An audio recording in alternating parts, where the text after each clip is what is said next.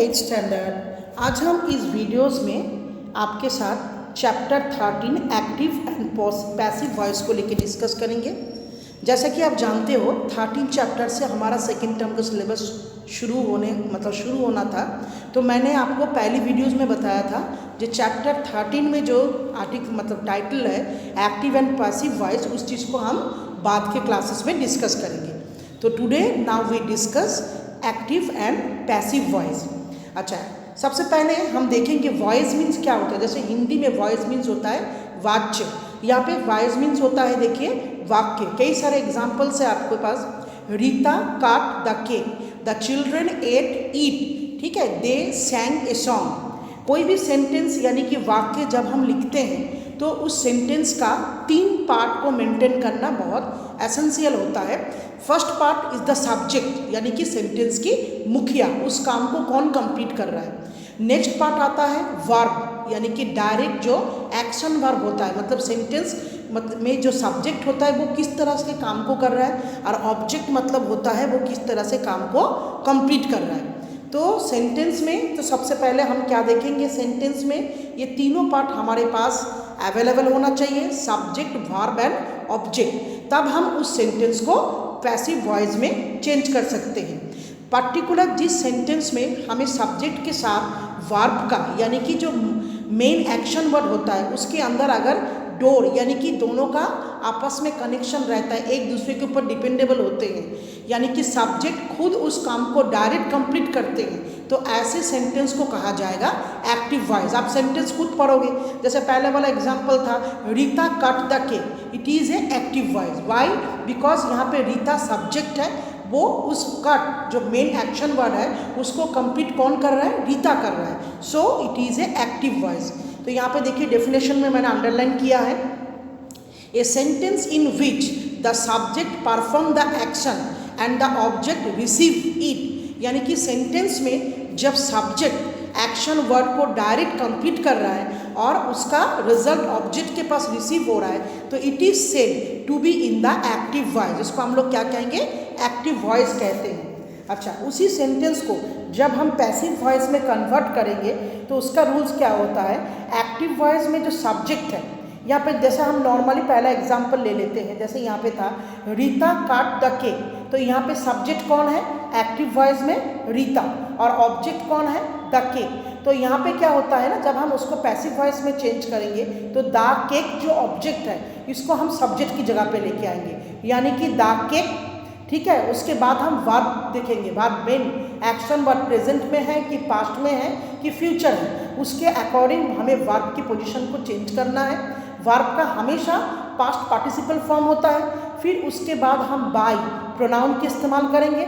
फिर जो सब्जेक्ट था रीता वो हो जाएंगे यहाँ पे आपका ऑब्जेक्ट। तो व्हेन द, तो according to definition, when the verb in a sentence, जब सेंटेंस का verb shows that the object is not the doer of the action, जब ये दिखाते हैं हमें, वर्ब हमें ये प्रूफ कर रहा है जो सेंटेंस का जो सब्जेक्ट है, मतलब पैसिव वॉइस में जो सब्जेक्ट बन रहा है उसके साथ एक्शन वर्ड का मेनली कोई रिलेशन नहीं है, ऑब्जेक्ट के साथ है, तब उस तरह के सेंटेंस को हम कहेंगे पैसिव वॉइस।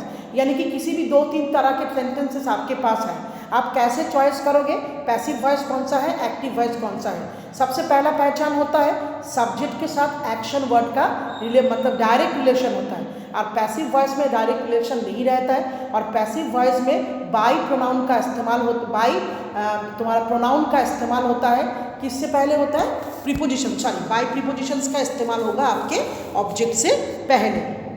तो इस तरीके से आपको जो है फॉर्मूला नीचे भी लिख रखा है सेम चीज़ को।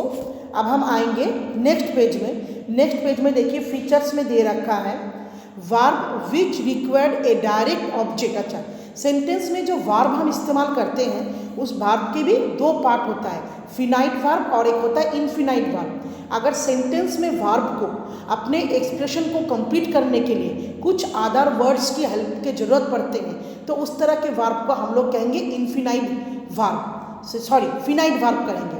अगर दूसरी तरफ क्या होता है, सेंटेंस में वर्ब को अपने फीलिंग्स को समझाने के लिए दूसरे किसी या तो अपने एक्शन को कंप्लीट करने के लिए दूसरे किसी वर्ड के मदद की जरूरत नहीं पड़ रहा है, तो ऐसे वर्ब को हम कहेंगे इनफिनाइट वर्ब। तो फिनाइट वर्ब में ऑब्जेक्ट रहता है और इनफिनाइट वर्ब में ऑब्जेक्ट नहीं रहता है। इंपॉर्टेंट फैक्ट में आप देखिएंगे, transformation of sentence from the active to passive form. जब भी हम किसी वॉइस को एक्टिव से पैसिव में चेंज करते हैं, can be easily done if a few points, हम बड़े आराम से चेंज कर सकते हैं। It is a very simple way, खाली आपको इन रूल्सों को मानते हुए चलना है तो सेंटेंस अपने आप में कन्वर्ट होता रहेगा। तो वो क्या पॉइंट हम सबसे पहले अपने दिमाग में रखेंगे, जैसे यहाँ पे देखिए रीता थ्रू द बॉल, तो यहाँ पे ये एक्टिव वॉइस है, तो रीता सब्जेक्ट है, रीता ने क्या किया था, बॉल को थ्रू किया था, बॉल को फेंका था। तो वर्ब का पोजीशन हमने देखा थ्रू, यानी कि पास्ट टेंस में है, तो ये पास्ट टेंस वाला सेंटेंस है, सिंपल पास्ट टेंस, जिसे हमें पैसिव वॉइस में चेंज करना है। तो हम क्या करेंगे, यहाँ पे द बॉल हमारे पास ऑब्जेक्ट था, पैसिव वॉइस में द बॉल हमारा सब्जेक्ट हो जाएगा, थ्रू जो है पास्ट टेंस में है, सिंपल पास्ट टेंस को चेंज करेंगे तो हम पास्ट टेंस में क्या लगाते हैं, सब्जेक्ट के अकॉर्डिंग वॉज और वेयर होगा। अगर सब्जेक्ट सिंगुलर में है तो वॉज होगा, अगर सब्जेक्ट प्लूरल में होगा तो क्या होगा, वेयर होंगे। तो यहाँ पे द सब्जेक्ट सिंगुलर में था द बॉल, तो द बॉल वॉज थ्रोन। आपको ध्यान रखना पड़ेगा, मेन वर्ब जो है उसकी थर्ड फॉर्म यानी कि पास्ट पार्टिसिपल वाला फॉर्म हमें लिखना है। तो थ्रू का पास्ट पार्टिसिपल फॉर्म क्या होता है, थ्रो, थ्रू, थ्रोन, तो थ्रोन बाय रीता। यहाँ पे फीचर्स में देखिए, the object of the verb in the active voice became the subject in the passive voice, यानी कि एक्टिव वॉइस में जो वर्ड ऑब्जेक्ट था पैसिव वॉइस में वो सब्जेक्ट बन जाता है, और एक्टिव वॉइस में जो सब्जेक्ट था पैसिव वॉइस में वो ऑब्जेक्ट बन जाते हैं। यही होता है मेन रूल्स। अच्छा, the form of the verb, आपको सबसे पहले सेंटेंस पढ़ के देखना होगा, जे सेंटेंस के अकॉर्डिंग जो वर्ब इस्तेमाल हुआ है सेंटेंस में वो किस फॉर्म में है, प्रेजेंट के फॉर्म में है, पास्ट के फॉर्म में है और फ्यूचर के फॉर्म में है। उसको देखते हुए आपको पैसिव वॉइस में ऑक्सिलरी वर्ब भी लगाना होगा, यानी कि हेल्पिंग वर्ब लगाने पड़ेंगे। उसके बाद मेन वर्ब का थर्ड फॉर्म यानी कि पास्ट पार्टिसिपल फॉर्म को हमें इस्तेमाल करना है। The subject of the active voice, जब एक्टिव वॉइस को सब्जेक्ट को हम पैसिव वॉइस में ऑब्जेक्ट के तौर पे दिखाएंगे तो उससे पहले हमें बाय प्रीपोजिशंस का यूज़ करना कंपलसरी है। ये है बड़े नॉर्मल रूल्स। देखिए नेक्स्ट पेज में एक एक्टिविटीज़ है, आपको सेंटेंस को पढ़ के उसके साइड में लिखना है ये कौन सा एक्टिव वॉइस है और कौन सा पैसिव वॉइस है। अच्छा, ध्यान रखेंगे हर सेंटेंस में सब्जेक्ट के साथ वर्ब का एक एग्रीमेंट होता है। तो the subject verb agreement is important in all sentences. If the number of the passive of subject is plural the verb are were, ठीक है। यानी कि आपको देखना पड़ेगा जो सब्जेक्ट है पैसिव वॉइस में वो सिंगुलर में है या प्लूरल में है। अगर सिंगुलर में होगा तो हम प्रेजेंट टेंस में होंगे तो हम एम और इज का इस्तेमाल करेंगे, प्रेजेंट टेंस में प्लूरल होगा तो हम आर हेल्पिंग वर्ब का इस्तेमाल करेंगे, पास्ट टेंस में सिंगुलर होगा तो वाज लगाएंगे, पास्ट टेंस में प्लूरल होगा तो हम वेर लगाएंगे। और हैज़ और हैव सेंटेंस में अगर परफेक्ट टेंस में हैज़ और हैव का इस्तेमाल ऐसे होगा, प्रेजेंट टेंस में या फ्यूचर टेंस में हैव और हैज़ का इस्तेमाल होता है। अगर सब्जेक्ट सिंगुलर में होगा तो हैज़ होगा, और प्लूरल में होंगे तो हैव होंगे, और फ्यूचर टेंस में शैल बी और विल बी का यूज़ होते हैं। तो नीचे एक टेबल है, it is a very important table. इस टेबल को आप लोग स्केच पेन से किसी चार्ट पेपर के ऊपर लिख के आपके घर के जहाँ पे आप स्टडी करते हो वहाँ पे आप पेस्ट कीजिए, और रेगुलर इन फॉर्मूला को देखिए। बगैर फॉर्मूले के अगर हमारे दिमाग में अगर फॉर्मूला नहीं रहेगा तो we can not change any voices. So active to passive हो और चाहे पैसिव से एक्टिव हो। तो बच्चे it is a very important part of your grammar section 8th standard, क्योंकि आने वाले क्लासेस में it is a very important fact in your English grammar, change the voice. तो ये जो फॉर्मूला है इसको आप अच्छे से दिमाग में लगाएंगे तो ये चीज़ें बहुत इजी होगा। इसमें भी वही है, सिंपल प्रेजेंट टेंस में हम किस तरह से चेंज करेंगे, पास्ट टेंस में एंड फ्यूचर टेंस में। चलिए आगे पढ़ाते हुए मैं आपको और भी बताते रहूँगी। ये दोनों एक्टिविटीज़ हैं। तो हम नेक्स्ट पेज में पहुँचते हैं। सबसे पहले मैं रूल्स बताऊंगी सिंपल प्रेजेंट टेंस। आपको सबसे पहले सेंटेंस को फाइंड आउट करना होगा। सिंपल प्रेजेंट टेंस हमें कैसे पता चलता है, एक्टिव वॉइस में देखोगे वर्ब सिंपल प्रेजेंट टेंस यानी कि मेन फॉर्म में होगा, या तो उसके साथ एस लगा हुआ सकता है, नहीं भी हो सकता है। जैसे यहाँ पे देखो एग्जाम्पल्स में है, अच्छा क्या लिख रखा है इसमें देखिए, अच्छा, रिधमा ईट्स बिस्किट्स एवरी मॉर्निंग। तो यहाँ पे देखिए ईट्स, आपको पता लग रहा है सिंपल प्रेजेंट टेंस में है, रिधिमा सब्जेक्ट है और बिस्किट यहाँ पे ऑब्जेक्ट है। तो इसको चेंज करेंगे बड़े नॉर्मल तरीके से, जो ऑब्जेक्ट है उसको पहले लेके आएंगे बिस्किट्स, आपको दिखाई दे रहा है बिस्किट्स प्लूरल में है, सो हेल्पिंग वर्ब हमारा क्या होगा, आर होगा, और मेन वर्ब का हमेशा पास्ट पार्टिसिपल फॉर्म होता है, चाहे वो प्रेजेंट में हो, पास्ट में हो एंड फ्यूचर में हो। तो biscuits are eaten by Ridhima every morning, फिर बाय, उसके बाद सब्जेक्ट, जो एक्टिव वॉइस में सब्जेक्ट था वो यहाँ पे ऑब्जेक्ट होंगे और बाकी के वर्ड हम बाद में लिखेंगे। इसी फॉर्मूले के साथ देखिए ये नीचे वाला वर्कशीट है,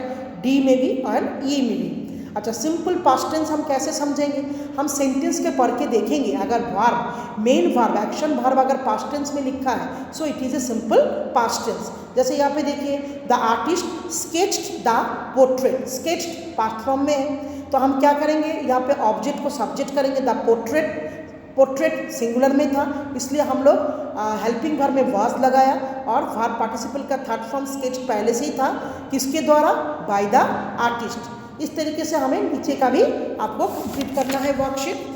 अब हम पहुंचेंगे सिंपल फ्यूचर टेंस, यानी कि जो काम फ्यूचर में होने वाला है। तो सिंपल फ्यूचर टेंस को आइडेंटिफाई करने का सबसे अच्छा तरीका होता है, सेंटेंस में आप देखोगे सब्जेक्ट के बाद शैल और विल लगा हुआ रहेगा, तो शैल और विल देख के आपको पता होना चाहिए it is a future tense. And how can we change the future tense active voice to passive voice, same formula, object subject होगा, शैल बी, शैल के साथ या तो विल होता है उनके साथ बी लगेगा, मेन वर्ब का थर्ड फॉर्म इस्तेमाल होंगे, और एक्टिव वॉइस का सब्जेक्ट जो है यहाँ पे ऑब्जेक्ट होगा और उससे पहले हमें बाय लगाने पड़ेंगे। ठीक है, very very simple, very simple. उसके बाद हम आते हैं present continuous tense. Present continuous tense का पहचान क्या होता है, सब्जेक्ट के बाद एम, इज या आर, इन तीनों ऑक्सिलरी वर्ब में से एक वर्ब इस्तेमाल होगा, और जो मेन वर्ब होता है उसके साथ आईएनजी लगता है। जैसे यहाँ पे देखिए, सूरज इज कॉलिंग, तो आपको इज कॉलिंग से पता चल रहा है it is a simple present tense, present continuous tense. कैसे चेंज करेंगे, सेम वही ऑब्जेक्ट सब्जेक्ट हो जाएगा। ठीक है, is calling present continuous tense को चेंज करने से पहले ऑब्जेक्ट सिंगुलर और प्लूरल के अकॉर्डिंग हमारा ऑक्सिलरी वर्ब यानी कि एम, इज, आर चेंज होगा, और बीइंग लगाएंगे, एक एक्स्ट्रा बीइंग लगाएंगे, BEING, और वर्ब का पास्ट पार्टिसिपल फॉर्म होगा, फिर बाय प्रीपोजिशंस लगाएंगे, फिर एक्टिव वॉइस के जो सब्जेक्ट था वो ऑब्जेक्ट होंगे, और फिर बाकी का अगर कोई अदर्स वर्ड होता है फिर हम उसको लिखेंगे। नीचे एक्टिविटीज़ भी इस तरीके से इसी फॉर्मूले के साथ ही कंप्लीट किया गया है। नेक्स्ट पास्ट कंटिन्यूअस टेंस को कैसे फाइंड आउट करेंगे, सेम वही होता है। इसमें क्या होगा, सेंटेंस में मेन ऑक्सिलरी वर्ब वाज और वेयर में होंगे और वर्ब के साथ आईएनजी। तो इसको हम कैसे चेंज करेंगे, ऑब्जेक्ट सब्जेक्ट होगा, सब्जेक्ट के अकॉर्डिंग वाज और वेयर होंगे, फिर उसके साथ बीइंग लगेगा और वर्ब का पास्ट पार्टिसिपल फॉर्म, फिर बाय, फिर सब्जेक्ट ऑब्जेक्ट होगा, फिर अदर्स अगर कोई वर्ड होते हैं तो वो होंगे। अब हम आएंगे प्रेजेंट परफेक्ट टेंस।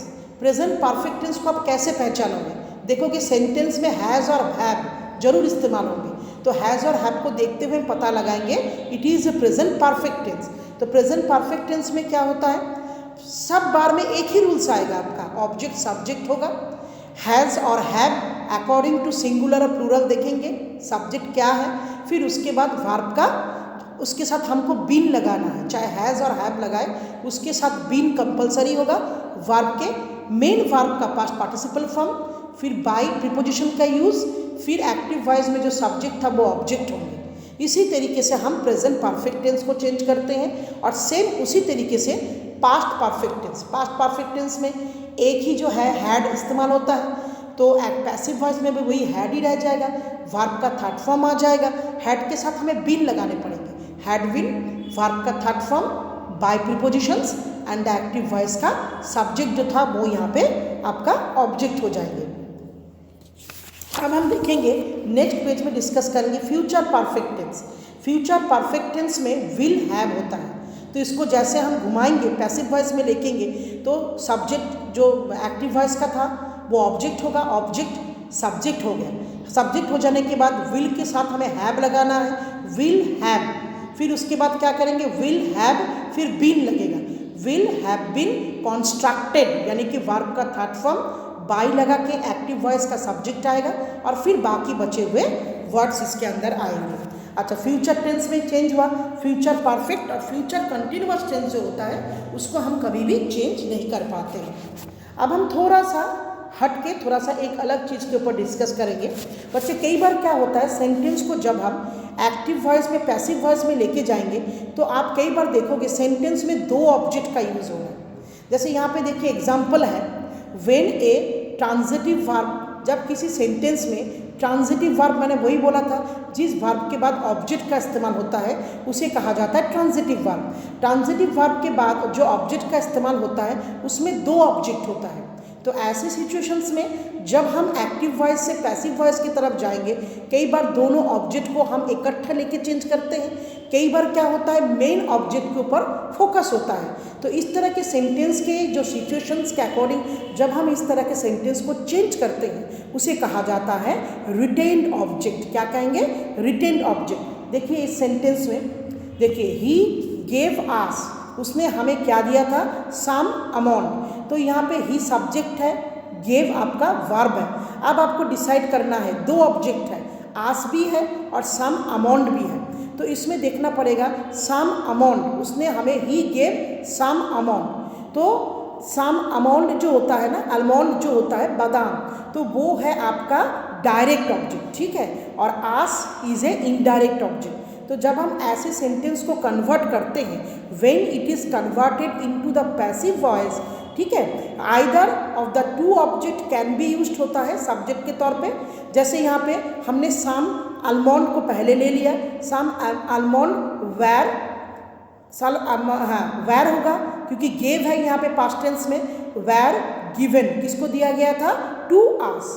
तो यहाँ पे हमने डायरेक्ट ऑब्जेक्ट जो है उसको, मतलब मेन ऑब्जेक्ट को पहले लगाया, फिर उसके बाद तुम्हारा सेंटेंस के अकॉर्डिंग वर्ब को चेंज किया, फिर एक्टिव वॉइस का जो सब्जेक्ट था उसको बाई लगा के ऑब्जेक्ट बनाया, फिर उसके बाद जो नेक्स्ट ऑब्जेक्ट होता है उसको हमने लिखा है। इस तरीके से कई सारे एग्जाम्पल्स है। देखो, he gave her some roses, तो यहाँ पे ही सब्जेक्ट है, गेव जो आपका वर्ब है, सम रोजेस डायरेक्ट ऑब्जेक्ट है और हर इज ए इनडायरेक्ट ऑब्जेक्ट। तो सबसे पहले सम रोजेस डायरेक्ट ऑब्जेक्ट यहाँ पे सब्जेक्ट हो गया, वेर गिवन दिया गया था, किसको दिया गया था?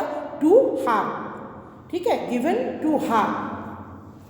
तो इस तरीके से आपको चेंजेस करना है बच्चे। नीचे जो एक्टिविटीज़ हैं ये तो मैं करके आप लोगों को मतलब व्हाट्सएप ग्रुप में सेंड करूँगी। तो जो मैंने आप लोगों को समझाया है उसी के अकॉर्डिंग ये जो है सेंटेंस बाकी के वर्कशीट या नीचे पेज में जो, हाँ नेक्स्ट पेज में थोड़ा सा समझाऊंगी मैं आप लोगों को। इसमें जो है रीराइट द सेंटेंसेस जो आपको चेंज करना है। अब हम नेक्स्ट सेंटेंस में देखेंगे क्या होता है। यहाँ पे आ जाएंगे जहाँ पे मैंने अंडरलाइन कर रखा है आप लोगों के साथ। देखिए, it is evident that auxiliary verb, जब हम सेंटेंस में जो ऑक्सिलरी वर्ब होता है ना, do, does, did, in an interrogative sentence, यानी कि जिस सेंटेंस से आस्किंग सम क्वेश्चंस पूछा जाता है, या कैन, कूड, मस्ट, बिहाइंड, तो इस तरह के जो इंट्रोगेटिव सेंटेंस होता है इन द एक्टिव वॉइस में, जब हम इनको चेंज करते हैं तो is, are, were in the passive structure में auxiliary verb like have, has in the active voice in the interrogative sentence change to have been plus past participle form of the verb, या तो models होता है can, must, should, do not change active in passive voice. जो can, must and should, ये जो auxiliary verb होता है ये एक्टिव टू पैसिव वॉइस में कभी चेंज नहीं होता है। तो देखिए एक एग्जाम्पल्स है हमारे पास, which road have the posters block, हाँ protesters block, which road have the protesters block. तो विच रोड, सेम सेंटेंस वही विच से शुरू होगा, विच रोड हैव बीन, अगर हैव है तो उसके साथ हमें बीन लगाना है, हैव बीन ब्लॉक, कौन सा रास्ता ब्लॉक हो चुका है? By the posters. इस तरीके से हमें नेगेटिव मतलब इंट्रोगेटिव सेंटेंस को एक्टिव से पैसिव में चेंज करना है। नीचे देखिए, conversion of the imperative sentence. Imperative sentence यानी कि जिससे पहले लेट लगा हुआ होता है, डू नॉट होते हैं, जैसा हम कुछ रिक्वेस्ट कर रहे हैं, किसी को कुछ कमांड दे रहे हैं, कुछ ऑर्डर कर रहे हैं, तो इस तरह के सेंटेंस को हम किस तरह से चेंज करेंगे। देखिए एग्जाम्पल्स में है, do not ill treat the poor, हमें कभी भी गरीबों के साथ बुरा व्यवहार नहीं करना चाहिए। तो इसमें क्या होगा, इस तरह के डू नॉट नहीं करना है, मतलब शुड नॉट नहीं करेंगे। इस तरह के सेंटेंस को जब हम चेंज करेंगे तो हम सबसे पहले क्या लगाएंगे, let the poor not be ill treated, मतलब जो बेचारा गरीब होता है उनके साथ हम गलत व्यवहार नहीं करेंगे। Switch off all the facts, इस सेंटेंस में इंपेरेटिव सेंटेंस हम लोग ऑर्डर दे रहे हैं, तो इसमें पहले भी लेट ऑल द फैक्ट्स, यहाँ पे ऑब्जेक्ट था सब्जेक्ट हो जाएगा, बी लगेगा, बी स्विच्ड ऑफ, मतलब इनके लिए एक अलग सा फॉर्मूलाज काम करता है, वो बाय लगा के डायरेक्ट चेंज नहीं होता है। तो बाकी चैप्टर्स में बेटा जो चैप्टर्स मैंने आप लोगों को भी समझाया है तो इसी के साथ जुड़े हुए ये वर्कशीट है हमारा। तो नेक्स्ट दोनों पेज में टोटल वर्कशीट है, मैं आपको दिखा देती हूँ। लेकिन एक चीज़ का हम हमेशा ध्यान रखेंगे, जो मैंने टेबल आप लोगों को बोला था वो करने से, मतलब उस टेबल को आप लोगों को अच्छी तरह से ध्यान में रखना है, तभी जाके आप एक्टिव टू पैसिव वॉइस में चेंज कर पाएंगे। आशा करूँगी बच्चे ये वीडियो से आपको एक्टिव वॉइस और पैसिव वॉइस अच्छी तरह से समझ में आ गया है। Thank you students.